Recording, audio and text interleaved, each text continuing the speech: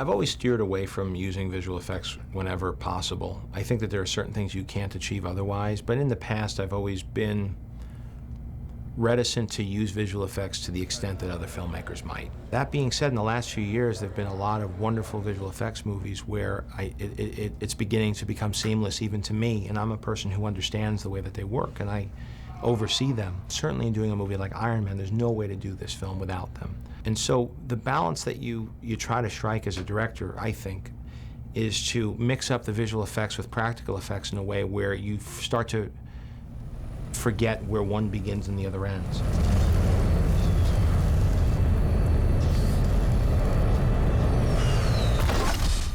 Okay.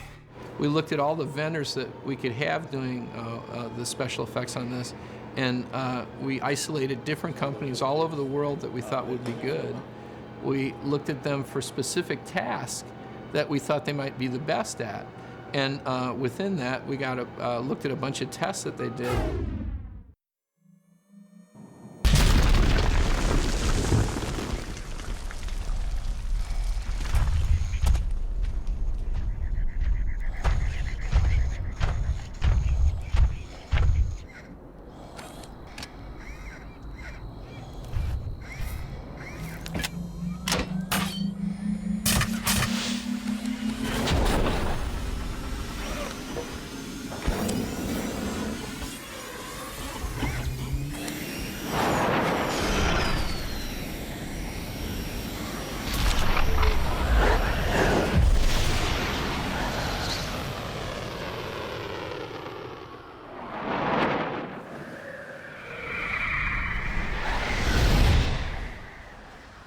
Right now we have 3 companies doing the visual effects for Iron Man.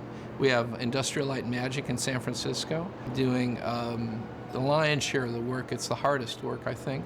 The Orphanage, also in San Francisco, which are ex-ILM people and now have a smaller company, and they're doing some of the smaller stuff. And then we have a very small house in Vancouver, Canada, called the Embassy, who's doing the Mark I sequences, which is the crudest suit, the one he makes out of spare parts.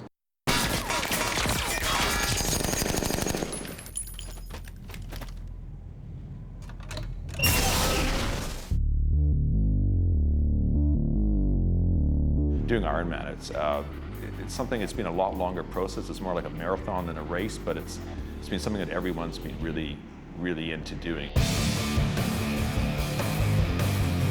We started with the scan that we were given, and the scan didn't include all of the pieces, so we had to go in, add pieces that weren't included in the scan, and adjust things that maybe weren't entirely accurate. So there was a lot of remodeling that had to be done to get it to the final state.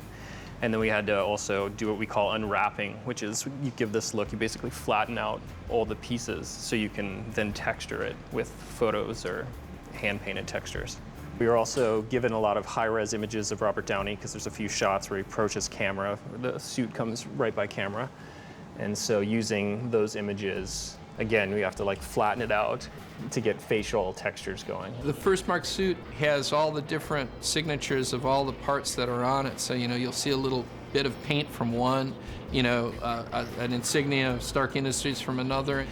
Little details like spinning fans in the back and things like that were added too. We did also rig up these pieces. These have the drive belts that kind of control his legs. So every time you move the leg up, everything rotates to correspond. Well, it's pretty damn close to the actual practical guy. I think we can cut back and forth, and it's pretty seamless, I think.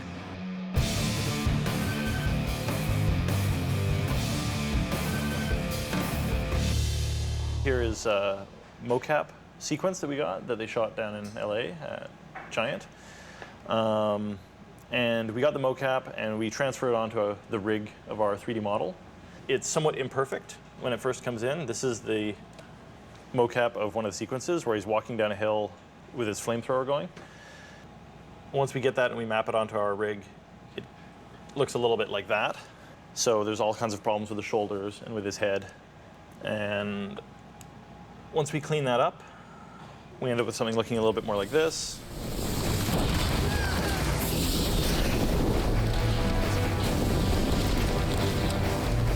This is based on a still shot. So we have a still plate that was actually scanned at eFilm at 4K so that we can move in on the plate and actually do a camera move down through it that's added in the post. But anyway, we take all those layers, which are the CGI Iron Man. There's computer-generated smoke that goes in front of him as well to blend him back into the background.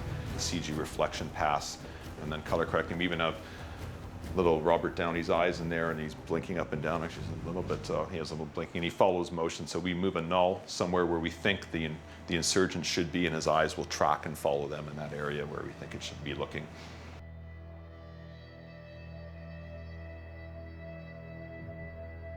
So this is one thing we did where, for one thing, the guy in the suit could not stand up like this or bend in that position.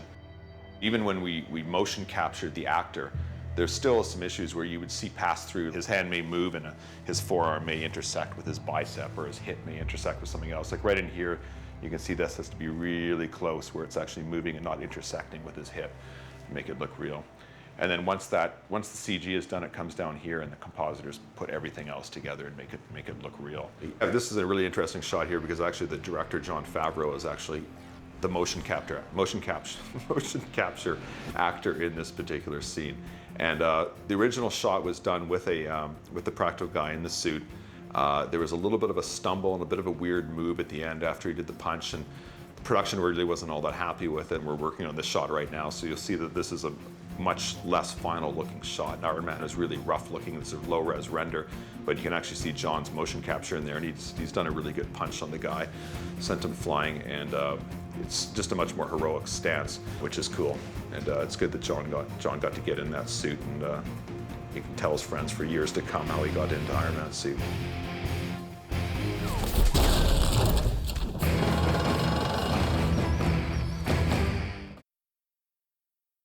Everyone in our industry wants to make shiny metal robots, you know? So having big metal robot guy running around blowing things up is kind of your dream job.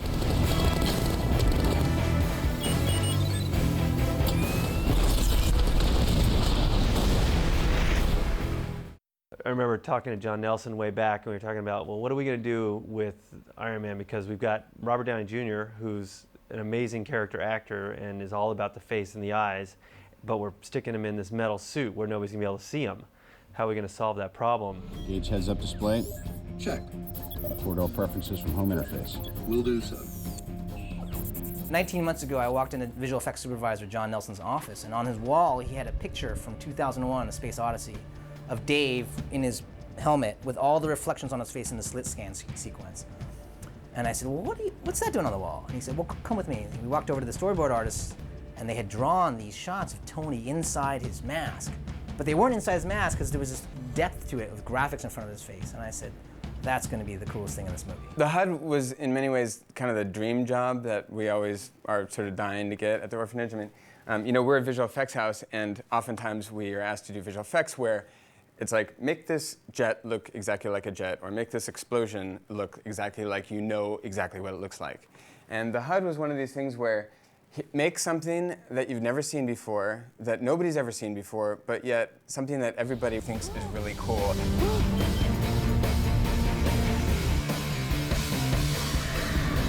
It looks like a dream. We have many of these shots where you actually see Tony flying and you see him doing his thing, but then we actually see it through Tony's eyes looking out. And that's a big challenge, to make all of that work in a way that keeps it all the spectacle within a believable sphere.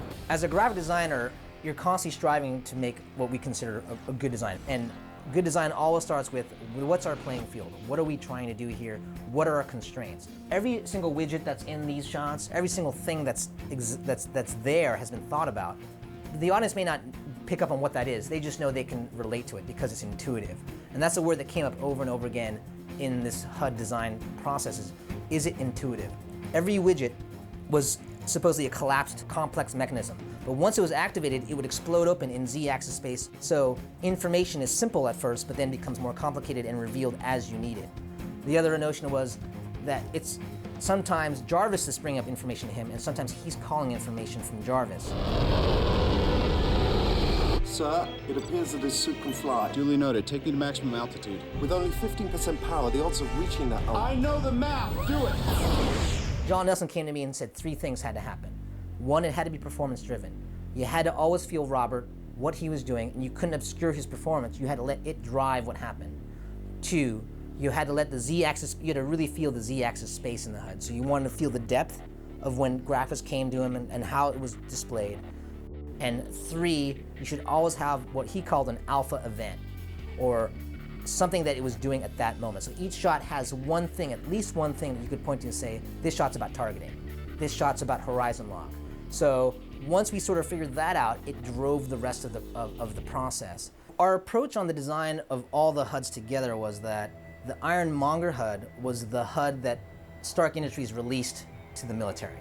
So it's a bare bones, aggressive fight battle HUD. And so we use sort of this vector style of graphics, and Jon Favreau sort of referenced these kind of asteroids and that level of graphics. And so we use that as sort of the touchstone for the Monger HUD.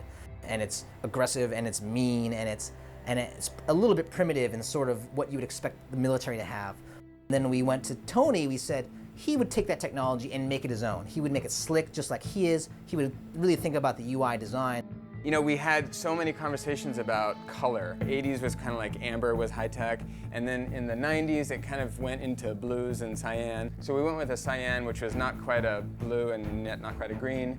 If you notice in the beginning of the HUD work, there are 2 modes. He's in sort of the beginning analysis mode, and then he switches into flight mode, and all the widgets sort of move around and they do this sort of conversion process. We said, we need to show progression, because all of Tony's technology shows progression throughout the movie.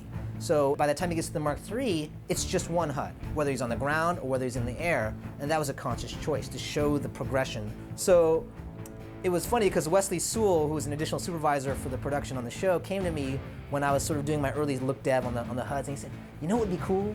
White HUD. And I looked at Wes and I said, that's a great idea. And we can use color to accent. The white interface is the cleanest, the simplest. In a way, it's like the least obvious and the most obvious at the same time. Because we thought, simplify is going to make it really clean and simple. I think that that's what makes the Mark III successful, is that it is predominantly white, and that you have color, pops of color for attention. Boom, the power's low. Boom, right here we're targeting. All these things come up because of the color. The Mark II, there's kind of a new widget for everything. There's a radar widget, there's a speed widget, there's like there's a diagnostics widget, there's all these different things. Then we thought there should be one, we call it the Omega widget, one widget that has this kind of like, sort of like an iPod, sort of like a DVD player, north, south, east, west, kind of a really basic design that we all know and understand, with 4 quadrants. So in its rest state, we have navigation at the top, sort of health at the bottom, power on this side, and diagnostics on that side, and some targeting and some other information. But then, when he actually looks at it, there should be a lot more information available. So this whole bottom thing, which used to be just a single power level, then expands out, and we can see how it's got all of these new calipers, and they all, from Tony's perspective, looking through it, it explodes out in Z away from him. So that's the power side of it. Then the health side of it, at first there's a couple parameters for the health, and then it explodes out and shows him a little Iron Man and this all kind of thing. And then the navigation is the same way. Extra controls kind of pop up. I see all the great work that those guys in the orphanage did to make the HUDs great. And my hat's off really to Dov Rock and his crew of people up there at the orphanage. Jonathan Rothbart, the overall supervisor, did a great job with these HUDs, and I'm really happy with it. Jarvis, sometimes you gotta run before you can walk.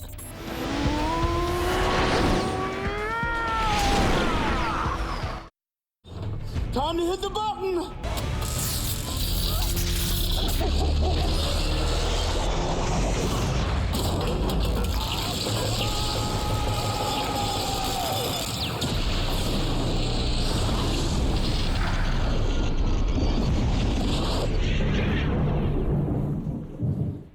It's funny, you go into a project like Iron Man and you say, okay, well, we've done robotic sort of things, we've done vehicles, you know, this should be okay.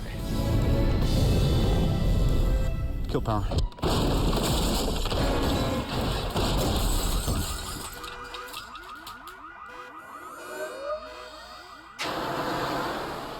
This film has a real unique difference from robot films in that the characters are you know, they're human beings inside these suits. They're more like knights in armor.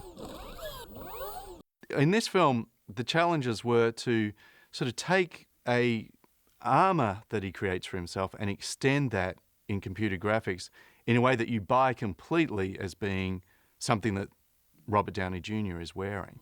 Please try not to move. What's going on here?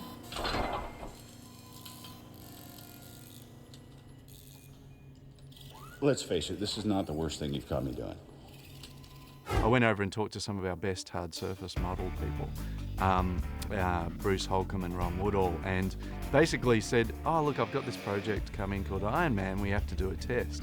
And they jumped out of their seats and hit the roof laughing, and it was like, yes! We had just sort of not maybe a month prior, not having heard anything about, the project starting.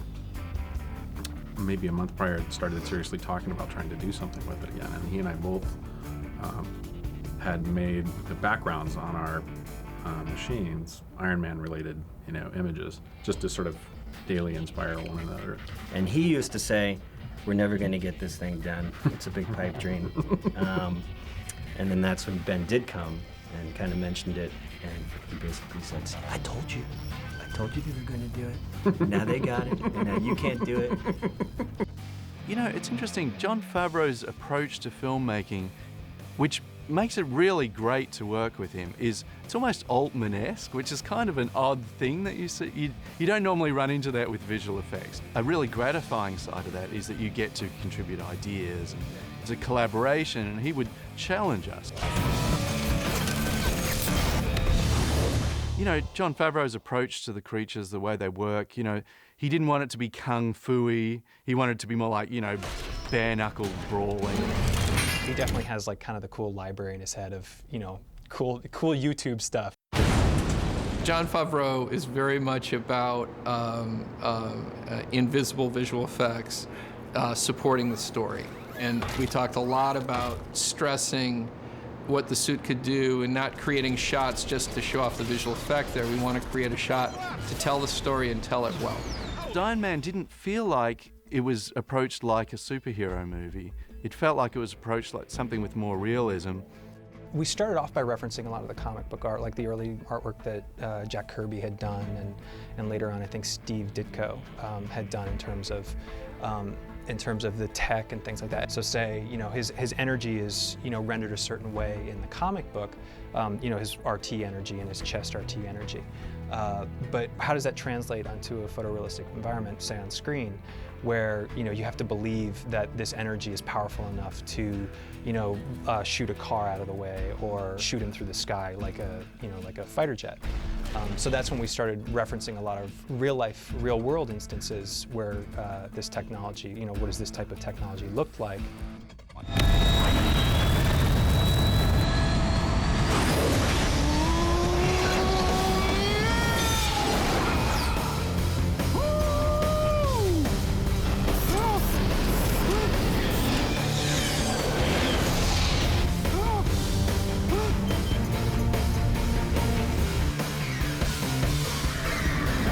Like a dream.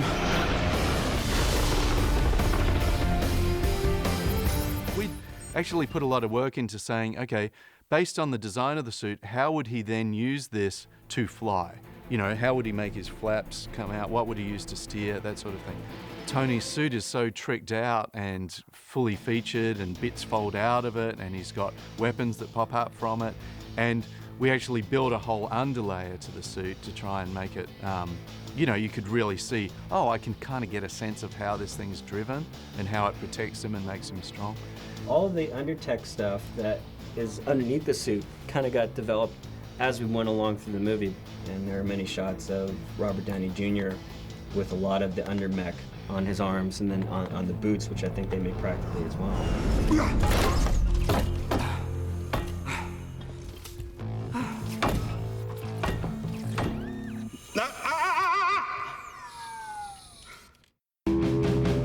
There's a sequence early on where he's tested all his flying rig, and he's made, got his what we call repulsor technology thrusters, the things that actually propel him.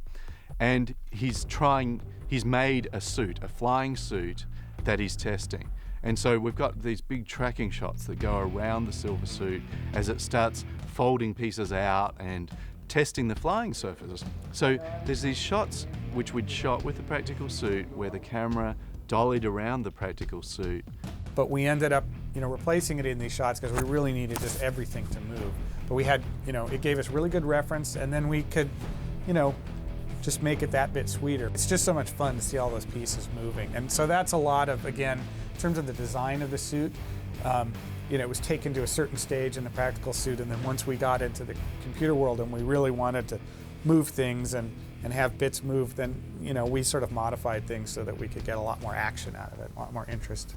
The goal was to kind of not make him so much of a transformer, more as like his armor is unified. And I think we wanted to get away from the vacuum form look and more of like the parts were mechanized for a purpose. Interestingly, what happens for that shot is we do a match move on it where we try to get the position of the camera and the position slightly of the creature, the suit. Then our animator and creature dev person comes in and start moving all the pieces. And then we go in the long process of lighting these. So this is a take where we have the real one, and on the side we have our CG one. Getting the metal look on both the Mark II, where he's unpainted and it's this kind of brushed metal look, and the Mark III, where it's the red and gold, has been really tough. It was a struggle to get that brushed metal looking right on the Mark II, but we sort of realized that we basically got there when Jon Favreau and John Nelson, the client-side effects suit, they started forgetting which bits were the real suit and which bits were the brushed metal suit.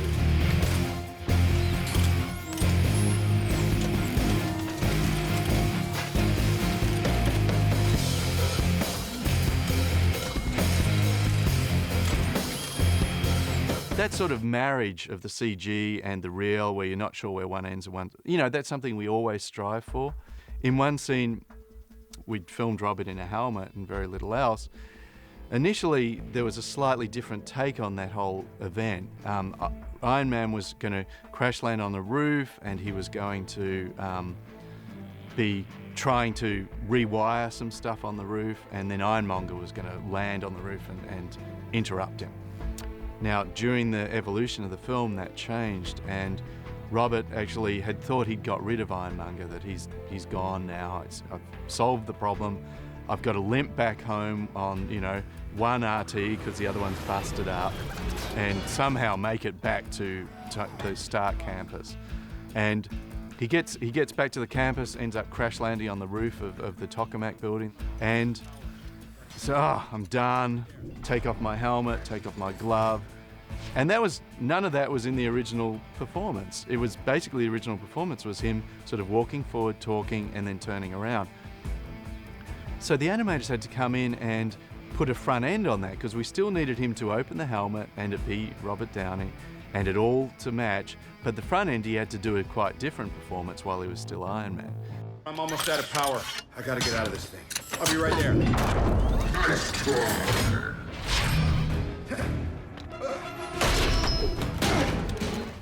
We actually went out and took a lot of photographs of all the sets that we were on so that we would have virtual backgrounds. We could recreate the sets in the computer on an as-needed basis. So then we had the option, when John wanted us to free up the camera. And so we can actually move the camera around to places that it never was in the original footage. So then when we come back to the shot and do our version of it, we're panned a lot more to the right, and we've added all this in over here. This is all digital now, but we've mapped on photos that we took of the real set and then put in the sky so that we can really stretch it out and have a much bigger camera move than we had in the original shot. And then the jump is a lot bigger now, with a more heroic moment in the middle of it. We tried to get what we've been calling a Marvel moment, which is sort of, here where he's really flying through the air, he's got his fist up and he comes down for this big punch. In that case, what we did is we recreated the background, and then we had the buildings that are just behind, we had the city, and then the sky, and of course the two creatures, and that's what gives us the final result, with a lot of smoke and the effects of the repulsor that Jeff will talk about.